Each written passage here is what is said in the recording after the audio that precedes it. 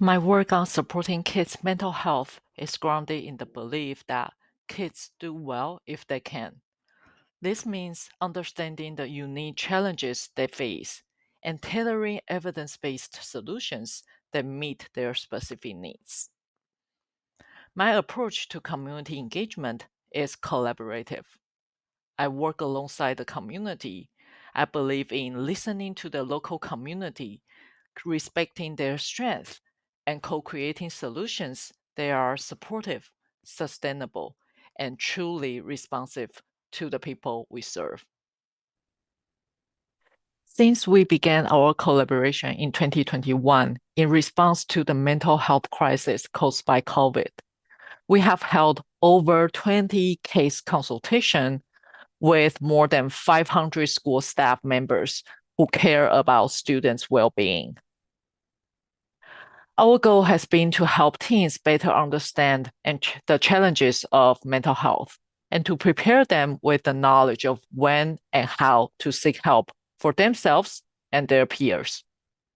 So we offer funding for school teachers to become certified instructors to train their students on teen mental health first aid. The results have been really encouraging. These sessions have helped reduce negative coping mechanisms, such as ignoring or avoiding conversations about their own struggles. Students have shared how impactful the training has been in their personal journeys. We are incredibly grateful for the support we have received, including the funding from the Office of Community Partnerships.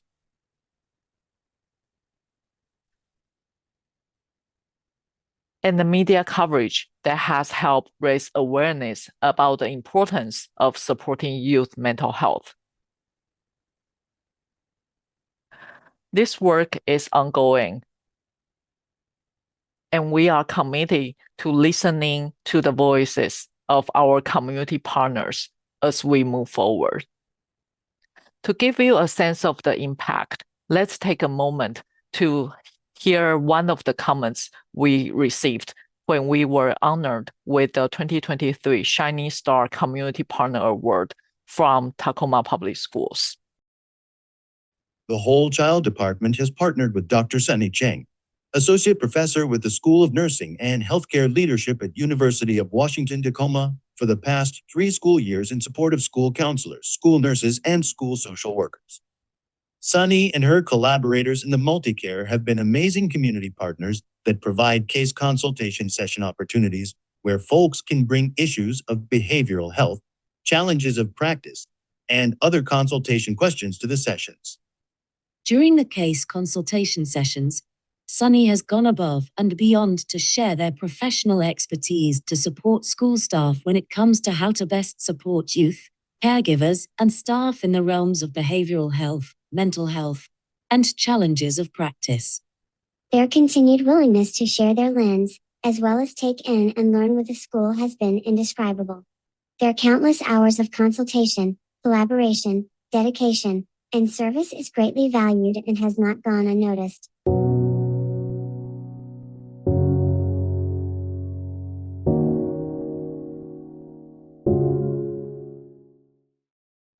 Hi, everyone. I'm Dr. Eric Madfis. I'm a professor of criminal justice and director of the Violence Prevention and Transformation Research Collaborative, or VPTRC, in the School of Social Work and Criminal Justice at UW-T. First off, I just want to say how incredibly grateful I am to be recognized as a recipient of the 2024 Distinguished Community Engagement Award. It really means a lot to me, and I am sorry that I can't be there today. A little bit about my background. I am a sociologist and criminologist with a focus on the causes and prevention of school violence, mass shootings, and hate crimes, and also broadly on non-punitive alternatives to criminal legal systems. My interest in this field started back when I was in high school, when the Columbine school shooting occurred in 1999. sort of directly experiencing the aftermath of that tragedy when I was a student, including copycat threats, one of which even sort of impacted my own school, really opened my eyes to how these incidents were not only devastating in themselves, but also how they exacerbated the criminalization of schools and the school to prison pipeline. Since then, I've been passionate about finding better solutions to prevent violence without making schools more like prisons. Now I'm excited to share some of the work we're doing at the VPTRC, which at its core is about preventing violence in society, doing cutting edge research on that, and sharing this knowledge as widely as possible with scholars, practitioners, policymakers, and the public to make real change and reduce violence in our communities. Our work draws on evidence-based practices from restorative and transformative justice, aiming to address violence without creating more harm through reactive and unnecessarily punitive measures. By better understanding, advocating for, and supporting harm reduction, behavioral threat assessment, conflict resolution, and restorative practices and transformative change, we aim to not only prevent violence, but stop it at its root by addressing foundational, interpersonal, and systemic causes. So since launching in 2023, the VPTRC has really hit the ground running. We've hired a fantastic program coordinator, Kelly Kledzik, and incredible undergraduate research assistant, Katie Callahan, who recently graduated from UWT's criminal justice program and has been promoted to a research assistant staff position with us. And our research really is very community-based. We do research with the community, currently doing several projects on school threat assessment, working with schools and districts across Oregon and Washington State. Broadly, the idea behind threat assessment is simple, but it's been proven to be quite effective. When a student makes a threat, you don't just punish them or kick them out of school. It's supposed to be, it's a multidisciplinary team that evaluates the content and the context of the threat to better understand its severity. Unlike zero tolerance policies that often require exclusionary punishments like suspensions or expulsions, threat assessment aims to reduce school violence while keeping students in the learning environment. Research shows that the threat assessment is much more of an effective tool than punitive measures or lots of forms of enhanced security that often don't really aren't particularly effective. And they can also not only help to reduce school violence, but also reduce or even eliminate racial disparities in punishment. So this process involves multidisciplinary teams, administrators, teachers, school psychologists, and even community members working together to develop intervention strategies tailored to each student's specific situation. The goal is to mitigate immediate threats like limiting access to firearms while offering holistic support to the student to intervene and prevent future incidents. Because threat assessment is relatively new in Washington State, legislation only passed in 2019, there's still a lack of research to better understand how it's being implemented here and across the Northwest. And that's where a lot of our work has come in. Our current research uses quantitative records from school teams, as well as in-depth interviews with school threat assessment practitioners to provide a better understanding of the unique school threat assessment process in the Northwest. And our work examines, threat assessment team best practices, perceptions, challenges, and successes. And ultimately, our findings will help practitioners and lawmakers shape better policies and practices to reduce violence and improve school safety.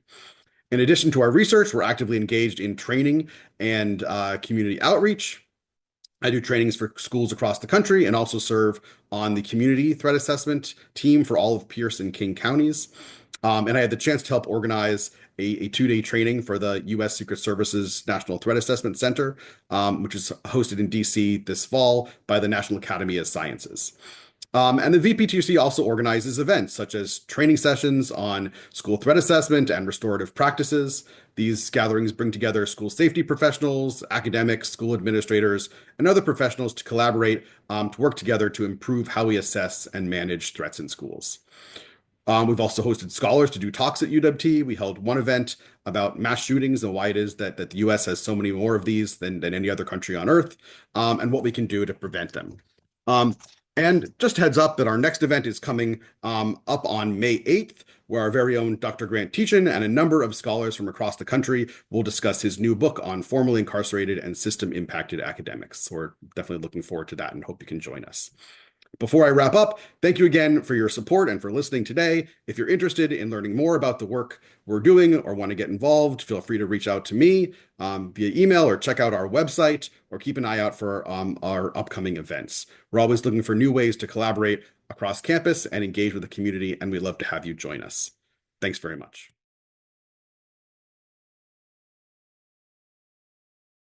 Hi, I'm Emma Rose, she, her pronouns, and I am your 2024 Distinguished Teaching Award winner.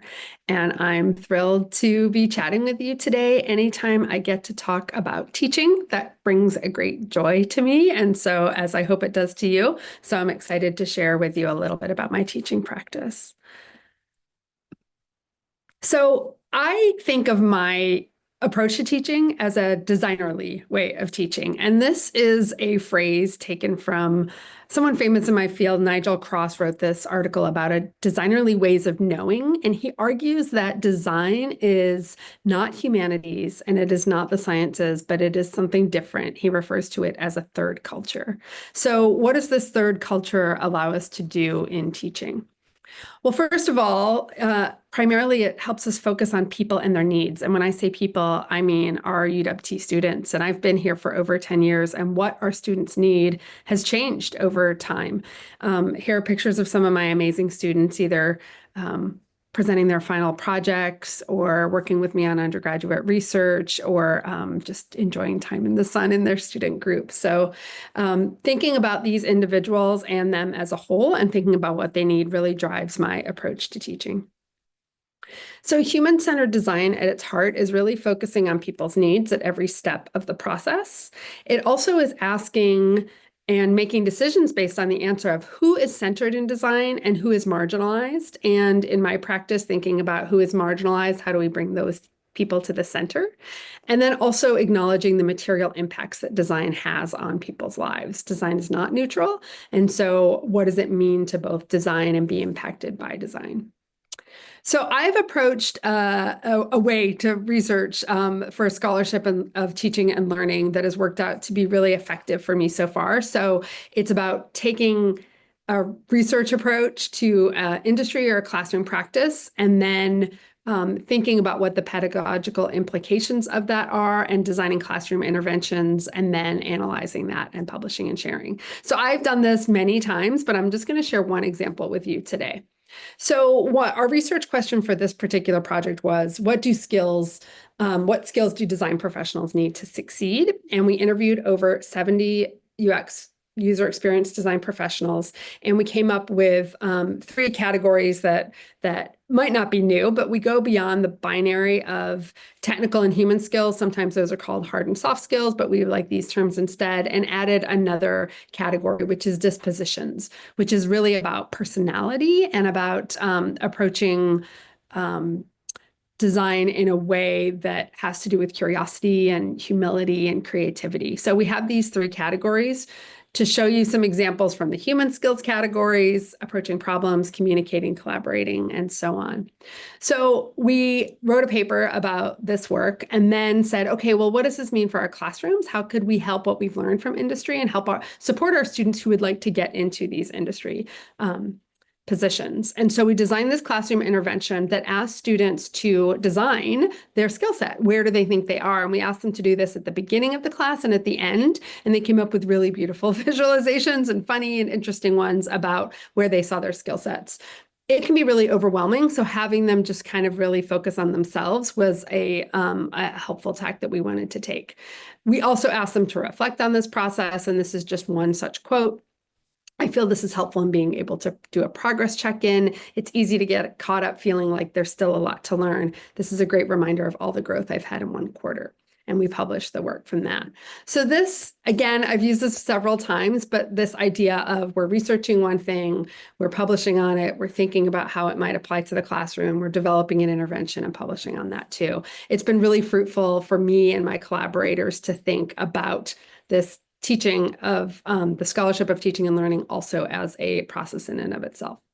So with that, I want to leave you with some ways that you can think of designerly ways of teaching in your own practice. Really focusing on students and their needs at every step of the process is really important.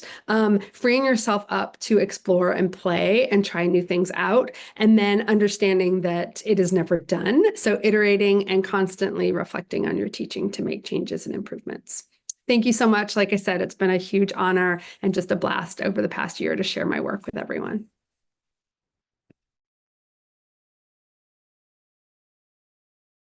I am honored to have received the 2024 Distinguished Research Award. This recognition means a lot to me. It reinforces my commitment to my research, which focuses on improving traffic safety, traffic operations, and transportation equity. Let me tell you a bit about how my research journey started. Like a lot of kids, I dreamed of becoming a pilot. Later, I thought maybe I would be a doctor until I realized I am terrified of blood. That ended my medical dream, but I still wanted to help people. I just had to find another way. After high school, back home in Tanzania, I saw how motorcycles were replacing taxis. They are fast and convenient, but crashes skyrocketed. I saw how deadly and devastating those crashes were. Lives lost, families broken, and most, if not all, of these crashes could have been prevented. That's when I knew I wanted to make our transportation infrastructure safer. One question has stuck with me since then. How many traffic fatalities are acceptable? The answer is simple: zero. Yet, in the United States, we lose over 100 lives every day on our roadways. That's not just numbers, it's people, someone's parent, kids, neighbors, friends. Since COVID, traffic fatalities have actually gone up.